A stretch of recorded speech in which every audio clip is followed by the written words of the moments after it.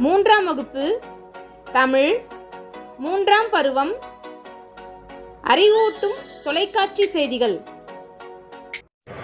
ஒரு நாள் மாலை பொழுது இளவரசி, பூங்குழலி இருவரும் பள்ளி முடிந்து வீடு திரும்பினர். அப்பொழுது வானில் விமானம் ஒன்று பறந்து கொண்டிருந்தது. சிறிது நேரத்தில் கருமேகங்கள் சூழ்ந்து பேரொளியுடன் இடி இடிக்க தொடங்கியது. அச்சமயம் பெய்த மழைத்தூறல் இளவரசியையும் பூங்குழலியையும் நனைத்தது.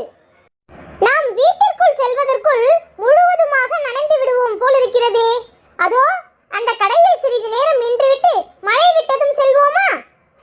சரி, நாமாவது மழையில் நனையாமல் இருக்க இங்கே ஒதுங்கி விடுகிறோம். ஆனால் இந்த விமானங்கள் மழையில் கூட வானில் பறக்கின்றன. அவற்றின் பாதையை இந்த கருமேகங்கள் மறைக்காதா? மறைக்காது. ஏனெனில் விமானங்கள் கருமேகங்களை தாண்டி உயரத்தில் பறக்கின்றன. அது எப்படி உனக்கு தெரியும்? நான் தொலைக்காட்சி நிகழ்ச்சி ஒன்றில் இதை பார்த்தேன். அதில் விமானம் பறப்பது பற்றி விரிவாக கூறினார்கள். அப்படியா? தொலைக்காட்சியில் இது பற்றி எல்லாம் சொல்கிறார்களா?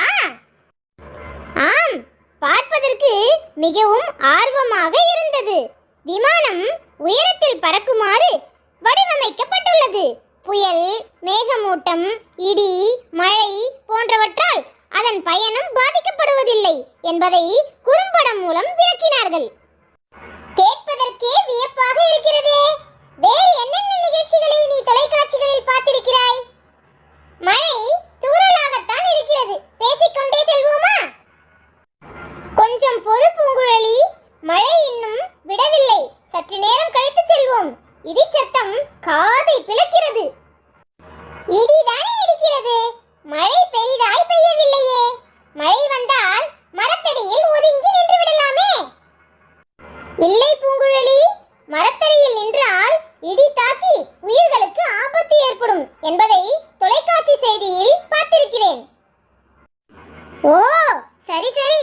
வேறு என்னவெல்லாம் நீ தொலைக்காட்சியில் பார்த்திருக்கிறாய்? பொம்மை படங்கள், விளையாட்டு நிகழ்ச்சிகள், செய்து பார்ப்போம் போன்ற ஏராளமான நிகழ்ச்சிகளை கூட பார்த்திருக்கிறேன். தொலைக்காட்சி என்றாலே பொழுதுபோக்கும் ஒரு கருவி என நான் நினைத்திருந்தேன். அதனால்தான் திரைப்படம், திரைப்பட பாடல்கள், நாடகத் தொடர் போன்றவற்றையே அடிக்கடி பார்க்க நேரிட்டது.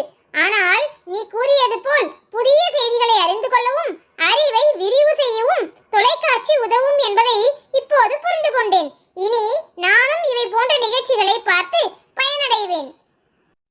மகிழ்ச்சி. இனி நாள்தோறும் புது புது செய்திகளை தோழிகளுக்கு நாம் இருவருமே சொல்லலாம்.